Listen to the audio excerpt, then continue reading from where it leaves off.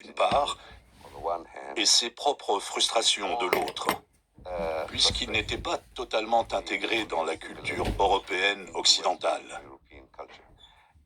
Et sa solution, à la place d'un mouvement nationaliste romantique allemand, dans lequel les Juifs n'avaient pas leur place, il l'avait bien compris, était de créer un mouvement nationaliste romantique juif.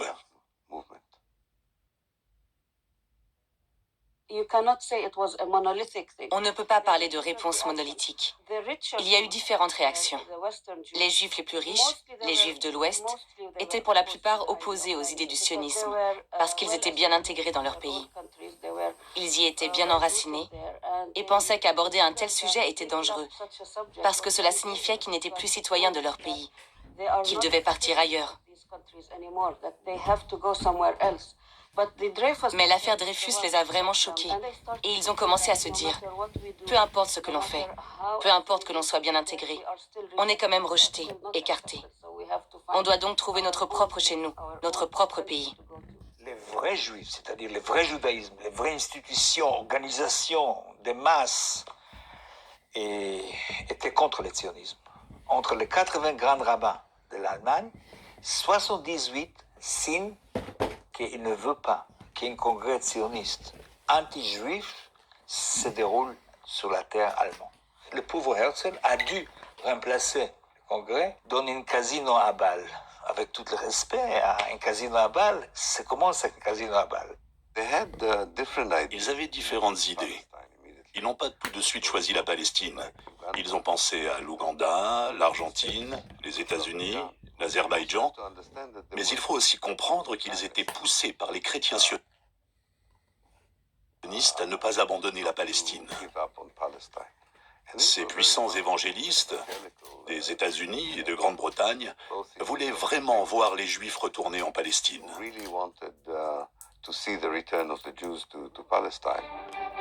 Pioneers and refugees from countries of the oppression, where Jews are free to be anything but Jews, young and old, they are going now to a land which accepts them as its own, and not merely as strangers to be tolerated. They will drill wells and bring the hidden water, the most precious treasure, out of the depths of the earth. Ça nous ramène au fond dans l'univers mythologique judéo-chrétien, à des images très fortes qui parlent à tout le monde, en tout cas en Europe et en Amérique du Nord, à savoir le fait qu'on oppose un juif agriculteur sédentaire à un arabe nomade, tribal, etc. Et donc on oppose le monde civilisé à la barbarie et au monde primitif. Et ça ramène au stéréotype de Abel et Caïn, Abel l'agriculteur sédentaire et Caïn le nomade, qui par ailleurs va tuer justement Abel. Le dogme évangéliste des sionistes chrétiens est très clair. Ils pensent que le retour des Juifs en Palestine marque la fin des temps, la seconde apparition du Messie, la résurrection des morts. Donc pour eux, le retour des Juifs est le signe que la parole de Dieu va enfin être appliquée. C'est pour cela qu'ils ont toujours voulu que les Juifs reviennent, soi-disant reviennent, sur leur présumée terre d'origine, où les Juifs avaient vécu en tant que nation, avaient un État à eux-mêmes, ce qui, bien sûr, est une histoire fabriquée.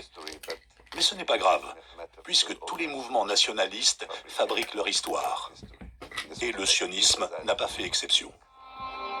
This is the land which God promised to Abraham.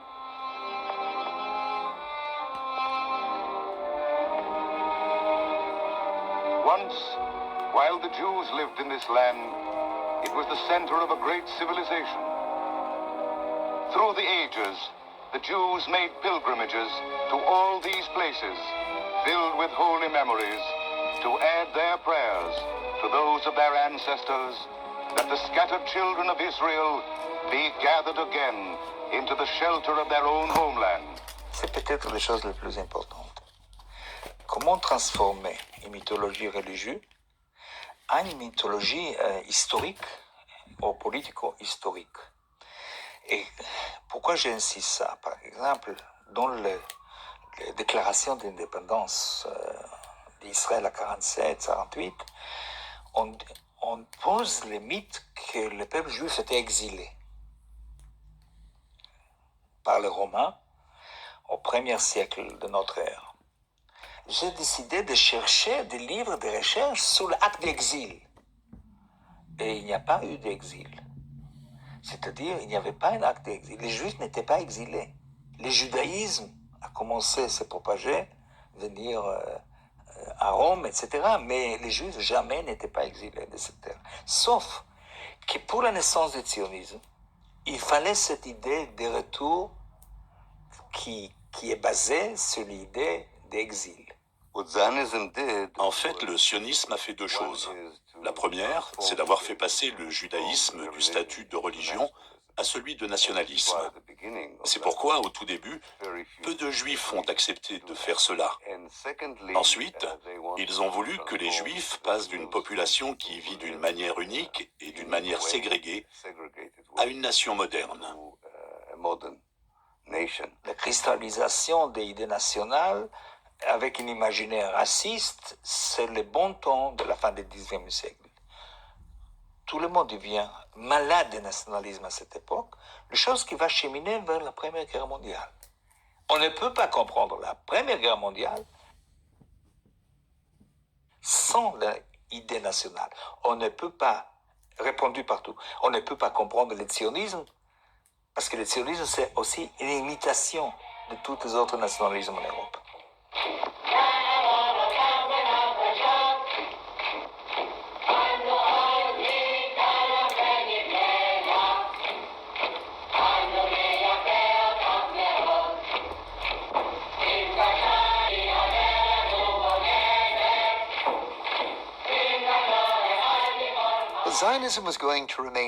Le sionisme va rester un rêve jusqu'à ce qu'il gagne l'appui d'une grande puissance. Et ce fut le cas, puisque cet appui est venu de grandes puissances financières. On pense notamment au soutien que les Montefiore ou les Rothschild ont apporté aux premiers Aliotes entre 1882 et l'explosion de la Première Guerre mondiale. Ils ont financé le plan de colonisation et encouragé des Juifs, surtout d'Europe de l'Est et de Russie, à s'installer en Palestine, qui était encore territoire ottoman. Ce soutien a servi à faire venir des Juifs en Palestine, mais pas en nombre suffisant. Pour cela, il fallait le soutien d'une grande puissance politique. Durant la Première Guerre mondiale, le siège du mouvement sioniste se trouvait à Berlin. Mais à cause de la guerre, les leaders du mouvement sioniste ont décidé, ils ont toujours très bien anticipé les événements, ils sentaient que l'Allemagne allait perdre. Donc, ils ont décidé de transférer le siège de Berlin à Londres. Et une nouvelle figure est apparue dans le mouvement sioniste, Chaim Weizmann. Considéré comme un héros en Angleterre parce qu'il a inventé le TNT et qu'il a aidé la Grande-Bretagne à gagner la guerre, d'une certaine façon. Il est donc devenu très influent. Et ses amis du mouvement sioniste ont clairement fait comprendre que le mouvement envisageait que la Grande-Bretagne devienne cette grande puissance qui les aiderait à implanter l'idéologie sioniste. Pendant la Première Guerre mondiale, la Grande-Bretagne et ses alliés vont se retrouver confrontés à différents terrains de bataille, notamment la péninsule arabique, le Proche-Orient.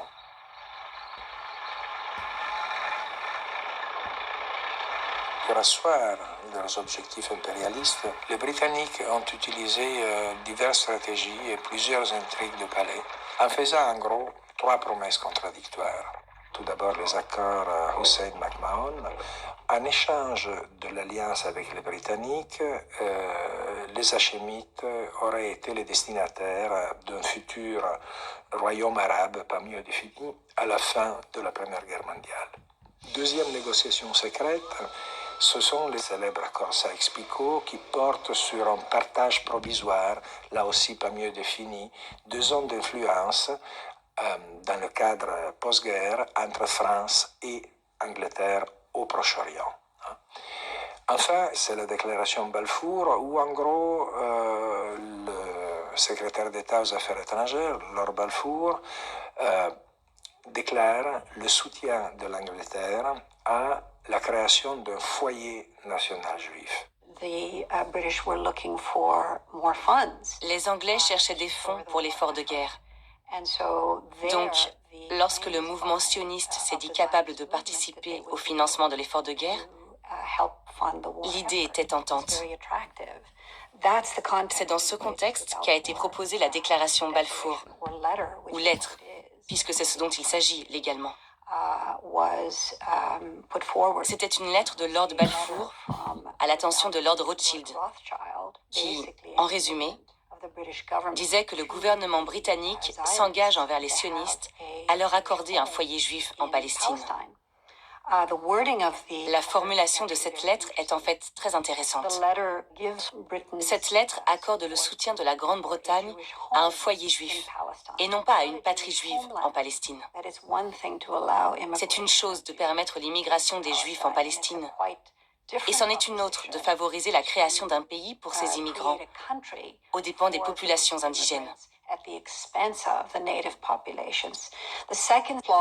La seconde clause dit « sans préjudice des droits civils et religieux de la population arabe palestinienne », simplement désignée comme les non-juifs. L'omission des mots « droits politiques » est très intéressante. Les droits religieux sont protégés, mais pas les droits politiques. Et ce fut une minutieuse omission de la part de ses rédacteurs. Ce document a été rédigé par différentes personnes au nom de Lord Balfour.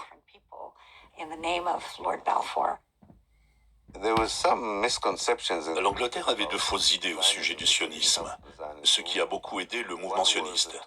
Il y avait une confusion totale concernant le mouvement bolchevique et le sionisme. Il y avait tellement de juifs au sein du mouvement bolchevique que le gouvernement de la Grande-Bretagne pensait que s'il soutenait la colonisation de la Palestine pour les juifs, cela créerait de bonnes relations avec les juifs du mouvement bolchevique. Ce qui était complètement ridicule, puisque les juifs bolcheviques étaient antisionistes et non pas pro-sionistes. La seconde est certainement moins ridicule, mais un peu prématurée. Ils pensaient que les juifs avaient beaucoup d'influence aux États-Unis. Encore une fois, c'était un peu bizarre, parce qu'en 1917, les juifs américains n'étaient pas encore sionistes. Ils ne soutenaient pas les idées sionistes. C'était évidemment un peu antisémite de penser que les Juifs contrôlaient à la fois l'Union soviétique et les États-Unis. Mais le sionisme a toujours tiré profit de l'antisémitisme, du sionisme chrétien et des intérêts stratégiques de chacun.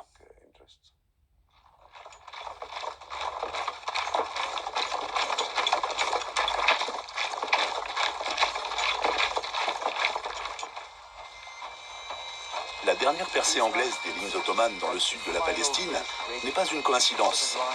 C'est précisément à ce moment-là qu'ils ont articulé une nouvelle politique en Palestine, la reconnaissant comme foyer national juif.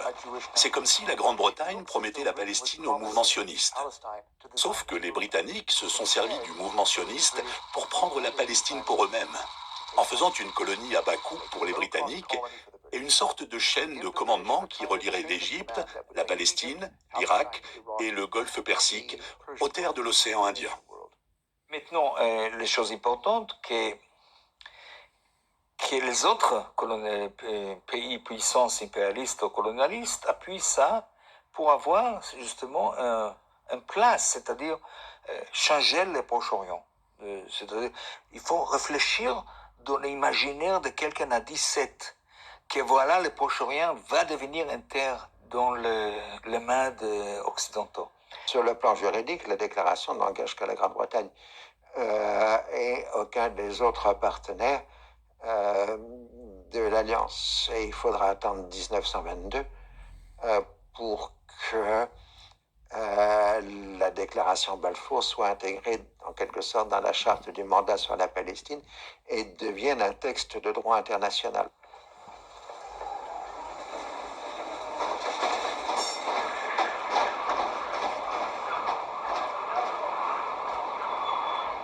À la fin de la Première Guerre mondiale, la création de la Société des Nations est un grand projet d'espoir et de volonté de promouvoir la paix. La Société des Nations contient au moins deux nouveautés très importantes. La première porte sur la question de la transparence et donc contrer au niveau des traités et des accords internationaux la pratique qui avait prévalu jusque-là. Le deuxième élément très important est la question de l'autodétermination des peuples libres. Et cela ne sera pas sans conséquence, notamment sur le développement du mandat britannique en Palestine et de son issue. La Grande-Bretagne et la France devinrent les nouveaux dirigeants du Moyen-Orient après la défaite de l'Empire ottoman. Et ils voulaient se partager les provinces ottomanes du monde arabe. Mais ils avaient deux problèmes. Un, il y avait un mouvement nationaliste arabe qui voulait créer une république arabe unie dans tout le monde arabe. Mais l'Angleterre et la France ne pouvaient pas accepter ça. Ils avaient peur d'une armée arabe unie. Et il y avait le problème avec les Américains, jusqu'à la disparition de Wilson, puisqu'ils demandaient qu'on respecte le droit d'autodétermination des peuples. Ils ont donc trouvé un compromis, le système du territoire sous mandat. Ils ont convaincu les Américains et quelques leaders arabes locaux qu'il serait mieux de diviser le monde arabe en États plutôt que d'avoir une république arabe unie. Ils leur ont donc imposé une nouvelle carte, la carte que l'on connaît plus ou moins aujourd'hui avec la Syrie, l'Irak, la Jordanie, etc. Les mandats, comme définis par la Société des Nations, étaient des projets à durée limitée. Mais conçus par les pouvoirs impérialistes, ils étaient plus une sorte d'extension de leur réseau impérial, à travers une nouvelle forme d'impérialisme, une nouvelle notion du colonialisme.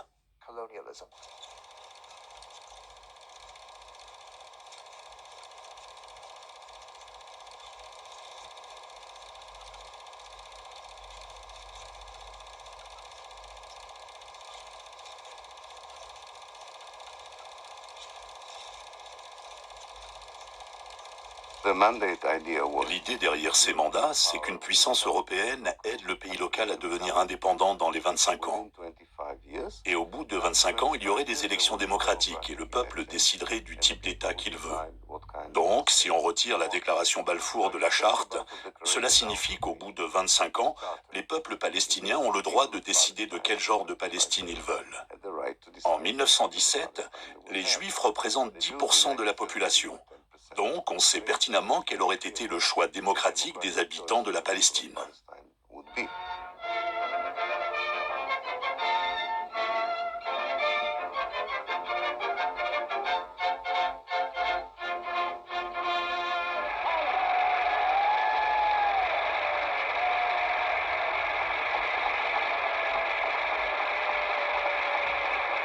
It is nearly 16 years since he recruited me to the Zionist movement. À cette époque, Chaim Weizmann a grandement contribué à convaincre Lloyd George de nommer Samuel comme premier haut commissionnaire. Samuel était un sioniste engagé. L'importance de choisir quelqu'un comme Samuel dans ces circonstances, c'est que c'était à lui de donner à la déclaration Balfour le sens qu'elle allait avoir. Tout ce qu'il a fait sur le terrain, comme les lois d'immigration et les lois du transfert des terres et leurs modalités, va finalement transformer ce pays en un État juif. Il faut comprendre une chose avec ce processus sioniste. Entre 1880 jusqu'en 1924, 23-24, il y a 2,5 millions de Juifs, de peuples yiddish surtout, qui font leur immigration vers l'Ouest. Ils s'arrêtent en Allemagne, on les pousse plus loin. Ils s'arrêtent en France, on les pousse plus loin. Ils s'arrêtent à Londres, on les pousse plus loin. Ils arrivent à la fin à San Francisco. Face à 2,5 millions, il y a quelque chose comme à peine, si vous voulez, 100 000 qui décident de faire l'immigration ici sur cette terre de Palestine. C'est-à-dire la présence sioniste chez les Juifs est très faible. Maintenant, pourquoi 24 ? Parce qu'à 24, il y a une vague anti-juif et anti-immigratoire en États-Unis très fort. Et la loi de Johnson décide, on coupe l'immigration. Et commence plus l'immigration, la colonisation ici sur cette terre de Palestine. Alors tout va se transformer à partir de 1933 à cause de l'avènement d'Hitler au pouvoir qui enclenche cette fois-ci une immigration relativement massive, il s'agit de 40-50 000 personnes par an, vers la Palestine. Et là, vous avez un sentiment que les rapports des populations, les rapports numériques des populations, sont en train de se modifier radicalement en faveur du mouvement sioniste. Puis les Palestiniens ont commencé une lutte anticolonialiste à la fois contre les Britanniques et contre le mouvement sioniste. Les premières vagues de contestation ont commencé en 1919, déjà 2 ans après la déclaration de Balfour, puis 1920, 21. En 29, on assiste aux plus grandes tentatives de contestation contre le fait que les Palestiniens n'avaient pas leur mot à dire sur leur futur. Du moins, les événements de 1929 ont convaincu les Britanniques qu'ils allaient devoir consulter les Palestiniens. Et lorsqu'ils ont commencé à consulter les Palestiniens et les sionistes en même temps, ils se sont retrouvés dans une impasse. Et je pense que déjà en 1929, il était clair que la Grande-Bretagne ne parviendrait pas à résoudre le problème qu'elle avait créé. The main case of the Arabs is against the British government's policy in Palestine. A policy which, if continued, will surely have as a result the replacement of the Arabs by the Jews. This policy is not only contrary to the pledge given by His Britannic Majesty's government to the late King Hussein in the year 1915 for the establishment of a completely independent state, but is also not in accordance with the fourth point of President Wilson's 14 points calling for the self-determination of all people. The Arabs, who decided on a general and a complete strike until the total and immediate stoppage of Jewish emigration is brought about and until the government introduces an essential change in its present policy. In Jerusalem, the state of tension continues. Terrorism has caused a number of deaths already, and at Arab meetings, agitators whip up the old race animosity. British police search wayfarers for arms. Under police protection, Jewish families are moved from the old quarters of Jerusalem to districts where they are less likely to be molested. And the British soldier in his tin hat helps too.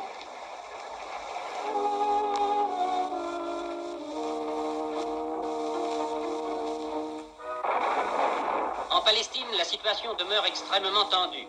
De graves désordres se produisent en de nombreux points du territoire et les attentats terroristes se multiplient.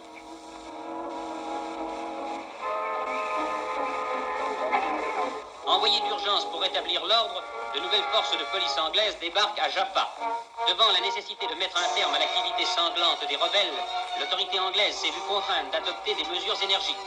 Le résultat a été désastreux pour les Palestiniens, parce que la plupart de leurs leaders avaient été tués par les Britanniques ou étaient exilés. Et lorsque 1948 est arrivé, ils n'avaient plus de réels leaders.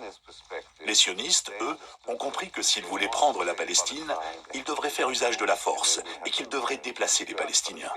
C'est à ce moment-là que le leader du mouvement sioniste, David Ben Gourion, parle ouvertement de la nécessité d'expulser les Palestiniens pour créer un État juif.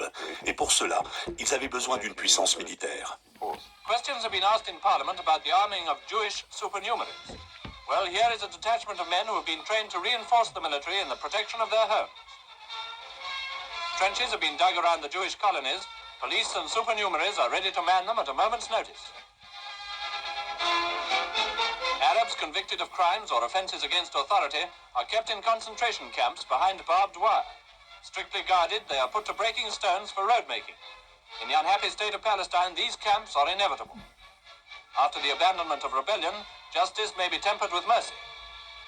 En 1938, 15 à 20% de l'armée britannique dans le monde se trouve en Palestine pour écraser la révolte palestinienne. C'est-à-dire qu'au moment de Munich, un soldat britannique sur 5 se trouve en Palestine, ce qui est tout à fait inacceptable.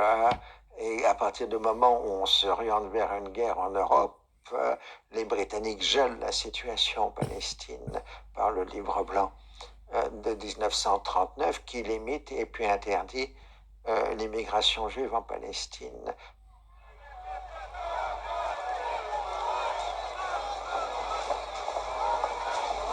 For the Zionist movement, Pour le mouvement sioniste, le livre blanc était une menace existentielle. Ben Gourion admit que la Grande-Bretagne allait bientôt entrer en conflit avec les nazis et promit de soutenir la guerre des Britanniques contre les nazis comme si le livre blanc n'existait pas. Mais il promit au mouvement sioniste qu'il se battait contre le livre blanc comme s'il n'y avait pas de guerre contre les nazis. Eh bien, les membres radicaux de la communauté juive en Palestine ont trouvé que Ben Gourion s'était ramolli. Ils pensaient que la position des Britanniques avait radicalement changé. D'un État qui soutient les ambitions de création d'un État juif, ils étaient devenus des occupants coloniaux illégitimes, qui reniaient le droit du mouvement sioniste de s'autodéterminer au sein de sa patrie biblique, Eretz Israël. C'est là que se détache le groupe Stern, ou l'Etzel, le mouvement Léry, qui préconise des tactiques terroristes pour expulser les Britanniques de la Palestine, puisqu'ils les considèrent comme des occupants illégitimes. Ces organisations terroristes clandestines découlent bien entendu de la Haganah, qui était elle-même une organisation militaire clandestine. C'était le noyau de la future armée israélienne. Parmi leurs dirigeants, on trouvait des gens comme Shamir, qui deviendra plus tard Premier ministre, ou Begin. Ils étaient recherchés par l'armée britannique en tant que terroristes. C'était la faction d'extrême droite des organisations sionistes, qui appartenait à la faction de Jabotinsky, et qui, au fond, pensait qu'il n'y avait pas de place pour les Arabes et les Juifs. Parce qu'ils voyaient, tout le monde voyait de ses propres yeux que cette terre était habitée. Ce n'était pas une terre vide, comme le clamait la propagande de la fin du XIXe siècle. Le célèbre cliché « une terre sans peuple pour un peuple sans terre ». Lorsqu'ils sont arrivés, ils ont vu de leurs propres yeux que c'était totalement faux. Et Jabotinsky disait « il n'y a pas de place pour tous, c'est soit eux, soit nous. Et nous arrivons ici en conquérant. Nous sommes des conquérants colonialistes. » Et naturellement, dans l'histoire, lorsqu'un peuple est conquis, le peuple autochtone va forcément résister.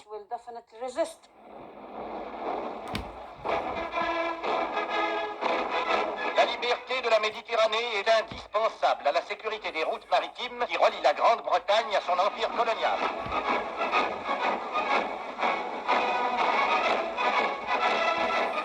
Dans la Méditerranée orientale, l'Angleterre doit défendre la côte palestinienne et les populations placées sous son protectorat, ainsi que le port d'Haïfa, terminus du pipeline qui amène de Mossoul le pétrole indispensable aux besoins de sa défense nationale. De 1941 à 1943, la Palestine est une base arrière de l'armée britannique au Proche-Orient et elle se développe économiquement dans tous ces secteurs parce qu'il faut ravitailler, habiller d'1 million de soldats britanniques qui se battent dans le désert égyptien. C'est aussi le cas évidemment en Égypte, en Irak, toute la région travaille pour l'armée britannique. Ensuite, au printemps 1942, les Allemands et les Italiens sont chassés complètement d'Afrique du Nord par la prise de Tunis. Et à ce moment-là, donc, la Seconde Guerre mondiale s'éloigne du Proche-Orient. Et là encore, vous avez des attitudes distinctes des mouvements sionistes. Le sionisme filié continue de collaborer avec les Britanniques en créant éventuellement une brigade juive qui se battrait du côté de l'armée britannique. Mais la droite sioniste commence en 1944 une campagne d'attentats contre les Britanniques en Palestine. Et on peut dire qu'à la fois le sionisme officiel collabore et participe à l'effort de guerre contre l'Allemagne nazie, mais en revanche, les Argoun bloquent des milliers de soldats britanniques en Palestine qui devraient se battre contre l'Allemagne nazie.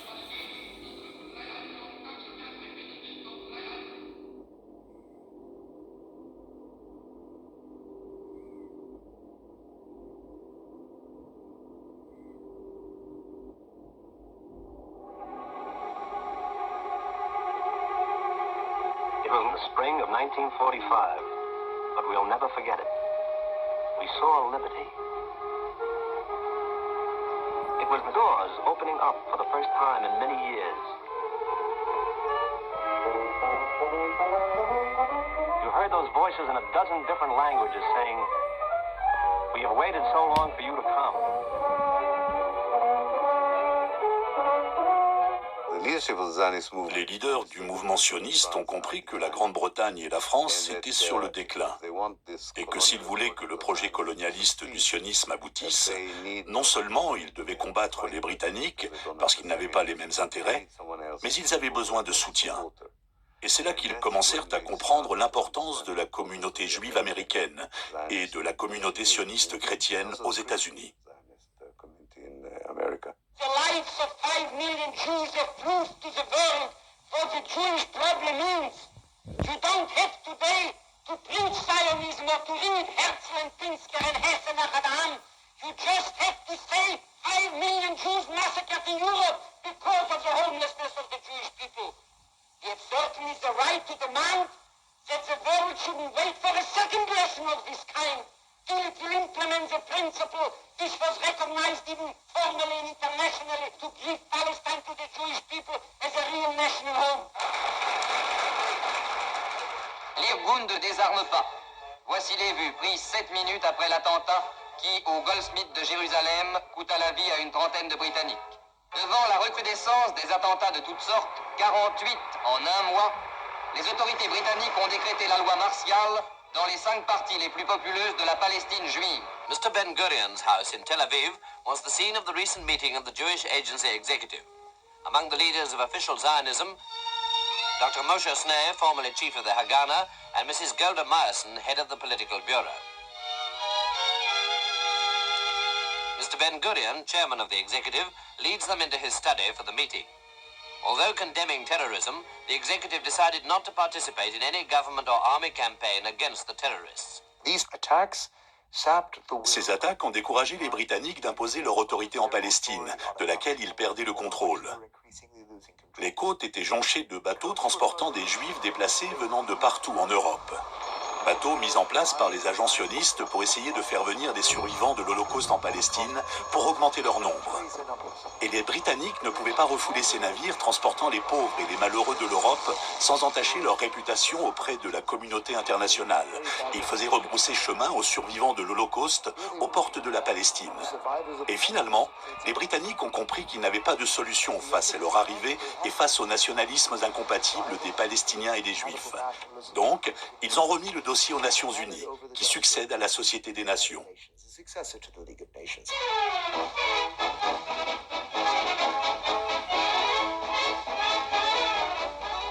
The League of Nations comes to an end. Formed after the First World War to preserve world peace, it failed to prevent the Second World War. Veteran Paul Boncour of France and 83-year-old British Lord Cecil, who helped to draft the Covenant of the League, as the former world organization votes itself out of existence, placing its hope in the United Nations.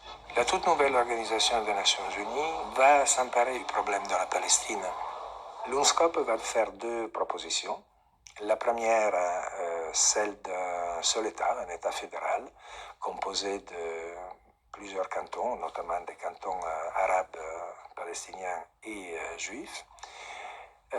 Proposition qui ne retiendra pas la majorité des votes, alors que la deuxième proposition, présentée comme la solution, votée à une majorité, qui sera justement la création de 2 États, à savoir un État palestinien et un État juif sur une majorité du territoire de la Palestine historique et 1% de ce territoire consacré à Jérusalem et sa conurbation avec Bethléem sous un statut international. Ce qui rend ce rapport intéressant, c'est qu'ils ont décidé de le soumettre à l'Assemblée générale afin de l'adopter comme plan de paix. Tout d'abord, et je pense que c'est le plus important, ils savaient qu'il allait être rejeté en bloc par les Palestiniens et le monde arabe. Mais ils s'en fichaient. Ils allaient mettre en place un plan de paix alors que la majeure partie était contre. Ce que les Nations Unies ne referont plus jamais. Elles ne referont plus jamais une chose aussi stupide. C'était le pouvoir des États-Unis qui, cette année-là, était particulièrement pro-sioniste. The United States delegation supports the basic principles of the unanimous recommendations and the majority plan which provides for petition and immigration. We refer to assistance through the United Nations in meeting economic and financial problems and the problem of internal law and order during the transition period. S'il n'y avait pas eu de lobbyisme politique et si le vote n'avait pas été retardé, la proposition de partage n'aurait peut-être pas gagné face à celle d'un État fédéral binational. Puis les Arabes ont systématiquement refusé toutes les propositions parce qu'ils y voyaient un compromis fait en dépit de leurs droits en tant que population autochtone. Et ils ont essayé de révoquer la légalité du partage devant la Cour internationale de justice. Mais cette tentative a échoué. Encore une fois, à cause des doubles jeux et des pressions illégales faites sur les États pour qu'ils votent pour le partage. De tous ceux qui ont approuvé le projet de partage de la Palestine en deux États indépendants, personne n'a vraiment voulu aborder le côté légal ou juridique de la question.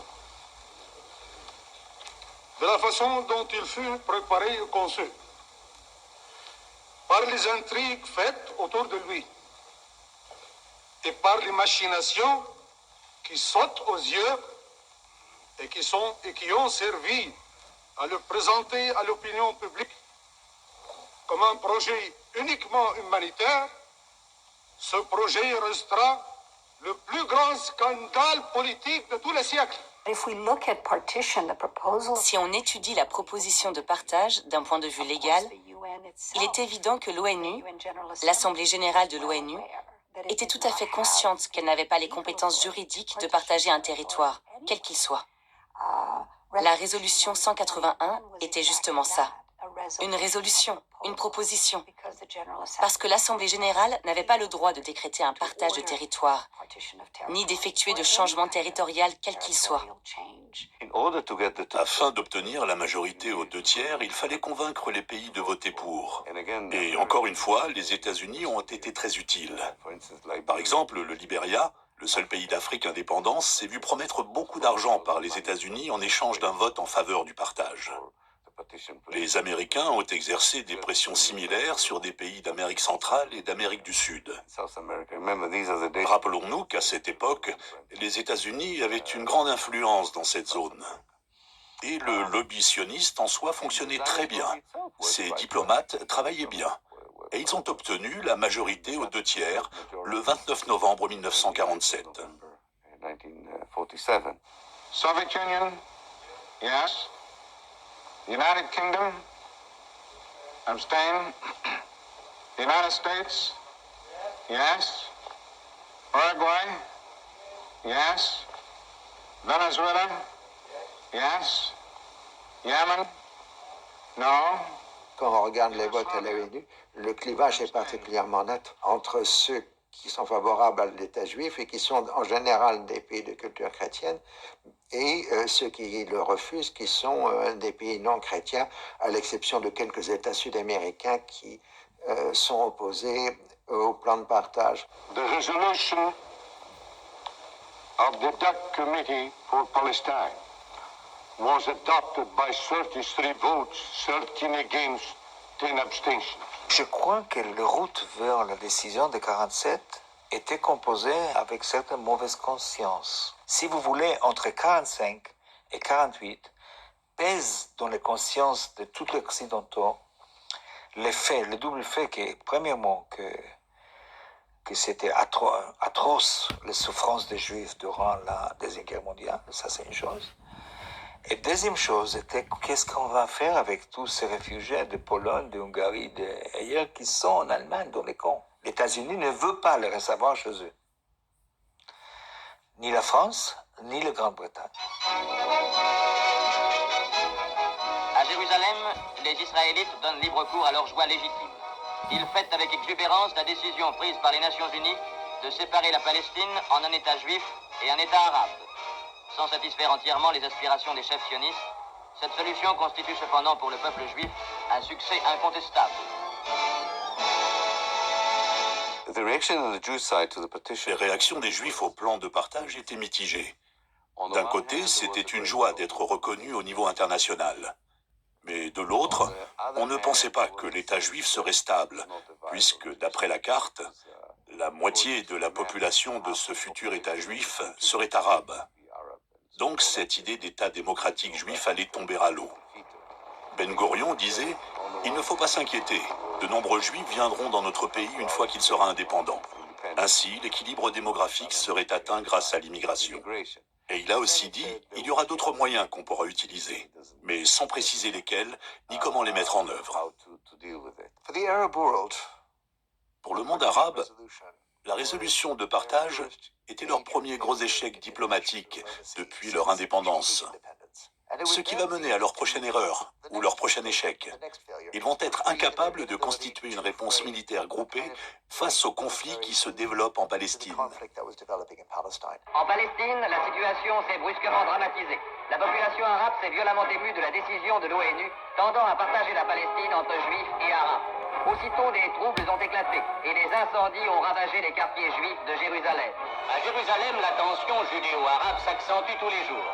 L'hôtel Sémiramis, quartier général des forces arabes, a été dynamité par les éléments du groupe terroriste juif Haganah. L'insécurité règne. Dans les secteurs dévolus aux juifs, chaque centre s'efforce d'assurer sa propre défense et chaque village, voire chaque ferme, transforme ses habitants, hommes ou femmes, en possibles combattants. Arabes et juifs ont enrôlé la terreur et la haine. On a deux situations. D'un côté, une communauté qui a de grands leaders, dynamique et préparée aux éventualités, qui sait qu'elle va certainement devoir combattre une armée arabe, mais également chasser les Palestiniens. Et de l'autre côté, les leaders palestiniens ne savent pas quoi faire. En fait, en janvier 1948, les leaders palestiniens, pas seulement la classe politique, mais aussi les élites, sont partis. 70 000 Palestiniens, tous membres de l'élite sociale, économique et politique, ont quitté la Palestine. Ils sont partis pensant qu'ils reviendraient d'ici quelques mois, mais ils sont partis. Ils ont donc laissé la population sans leader, ce qui a permis aux sionistes de battre très facilement les Palestiniens et de les chasser en 1948. Dans les années 1930, la communauté palestinienne s'est soulevée contre le mandat britannique et a connu une violente répression. Et certains soutiennent que, dans un sens, la capacité de la communauté arabe à constituer une armée a été brisée en 1939. Leur tentative d'acquisition d'armes et de soutien dans les pays arabes voisins aura très peu de succès finalement. La communauté juive, de son côté, a acquis de l'expérience et des armes, surtout à la fin de la Seconde Guerre mondiale, où des importations secrètes d'armes ont permis à la communauté juive de constituer une force armée conséquente.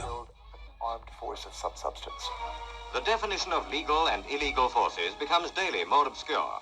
Haganah, the force first legally raised for the defense of Jewish settlements, appears to function hand in glove with Irgun Zvi Leumi, the outlawed terrorist army. Full-scale training is underway in a score of camps throughout the country. There is no shortage of arms nor ammunition, though under the British mandate, possession of arms calls for the death penalty.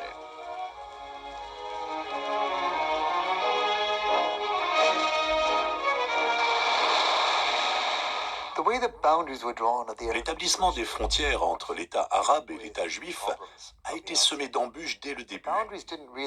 Les frontières ne correspondaient pas vraiment à la répartition des populations. Il y avait un grand nombre d'Arabes qui vivaient sur des territoires alloués aux Juifs. Et il y avait quelques communautés juives qui vivaient sur des territoires de l'État arabe. Donc, la seule manière de parvenir à une sorte de répartition homogène serait de dépeupler de force les communautés étrangères des territoires des nouveaux États. Et ça se rapproche du concept moderne de nettoyage ethnique. Cette idée de dépeupler par la force ceux qui sont d'une autre ethnie ou d'une autre communauté pour les faire vivre en dehors des frontières de leur terre et de leur patrie. Vous avez des myriades d'événements, des situations très différentes selon les régions et selon les moments en Palestine. D'où la difficulté d'énoncer s'il y a eu politique coordonnée d'expulsion. Mais si on peut discuter les conditions de l'expulsion, il est indiscutable que dès le départ, les conditions du retour étaient interdites. C'est-à-dire que la politique, coordonnée, volontaire, décidée par le gouvernement israélien de l'époque, a été de détruire les villages à la dynamite, de brûler les récoltes et de tirer à vue sur toute personne cherchant à revenir. Parmi les 650 villages qui se trouvaient dans ce qui deviendra Israël, il resta 150 villages. Donc, environ 500 ont été vidés de leur population. Tout figure dans le plan B, ce qui montre que c'était systématique, intentionnel, mais aussi un peu chaotique, comme tout nettoyage ethnique. Cela crée une atmosphère. Ce ne sont pas toujours des ordres directs. Les soldats sur le terrain savent ce qu'ils ont à faire. Et les Britanniques leur ont expliqué ce qu'ils allaient faire. Ils allaient essayer de convaincre les populations de partir sans violence. Et les sionistes ont dit « D'accord, s'ils partent sans violence, c'est tout aussi bien, du moment qu'ils partent. » Les Britanniques ont donc joué un rôle horrible en aidant les sionistes à vider les villes palestiniennes de leurs autochtones. Great Britain's battle-scarred mandate in Palestine ended on May 15, 1948. Here, evacuating British troops salute Sir Alan Cunningham, the last foreign governor Israel was to see. At Lida Airport, General Cunningham bids goodbye to an assignment often fraught with bloody combat. And homebound British troops are glad to pull out of what they called a sticky situation. Il s'est passé deux choses. Premièrement, chaque officier britannique a décidé selon ses propres affinités à qui donner l'autorité. La majorité était pro-sioniste, d'autres pro-arabes, et essayaient de la donner aussi aux Arabes. Mais pour la plupart, ils l'ont donnée aux Juifs. Et même les pro-arabes se sont rendus compte qu'il n'y avait personne à qui la donner. Il n'y avait pas de structure politique établie, comme chez les sionistes. Et donc, l'État sous mandat a plus ou moins été immédiatement remis entre les mains des sionistes.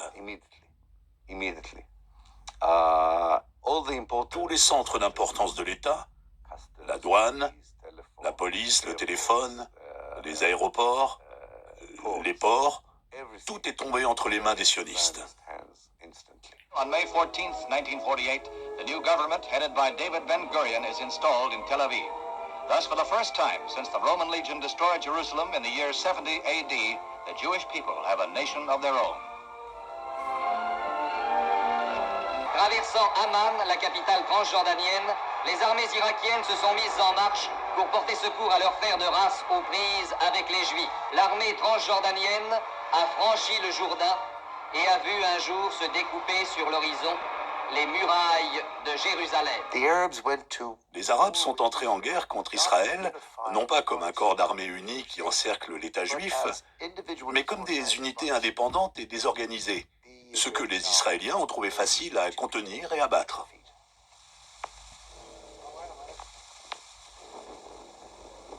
I have come back to the United States with a message to the United States Jews and to all Americans who are interested in peace, and more specifically in peace in the Holy Land. We are convinced that if, for instance, the United States were to lift the embargo and the Jews got all the arms that are necessary for them, this war will end very quickly. L'armée qui aurait pu être un vrai obstacle pour l'État juif, c'est l'armée jordanienne, parce que c'était la seule armée arabe qui avait fait l'expérience de la Seconde Guerre mondiale. Elle était dirigée par des officiers de l'armée britannique et était relativement bien équipée. Mais les Jordaniens avaient un accord secret avec les dirigeants juifs. En échange d'une intervention bridée en Palestine, ils auraient l'autorisation d'annexer une partie de la Palestine à la Jordanie. En Palestine, les combats ont repris entre troupes arabes et juives. Malgré l'intervention de l'aviation égyptienne, les forces israéliennes ont réussi à occuper les principaux points d'appui du désert de Negev dans le sud de la Palestine, et notamment celui de Beersheba, sur la route d'Égypte et de Jérusalem. Une nouvelle fois, les spectacles pitoyables de la guerre se retrouvent sur cette terre qui fut pourtant le centre de la grande espérance des hommes. Et le monde cherche en vain une solution raisonnable aux problèmes palestiniens.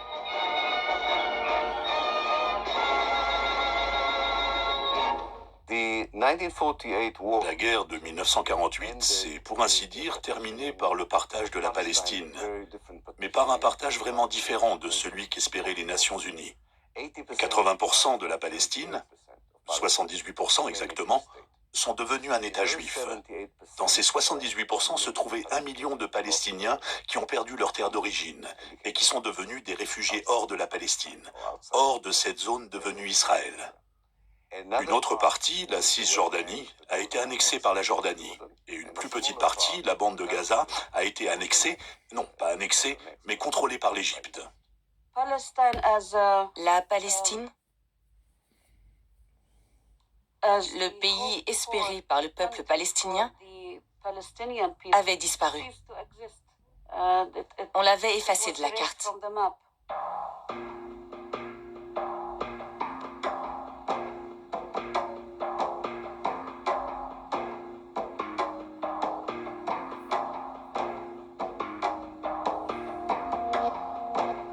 C'est à travers l'écriture de l'histoire de cette guerre et de ses conséquences, mais aussi des mémoires que l'histoire officielle a souvent écartées, qu'il faudra trouver un terrain d'entente. Une partie de la résolution du conflit passe par la négociation de ce rapport au passé, de cette histoire et de ces mémoires, un savant dosage qui doit faire la part entre ce qu'il faut rappeler et ce qu'il faut oublier.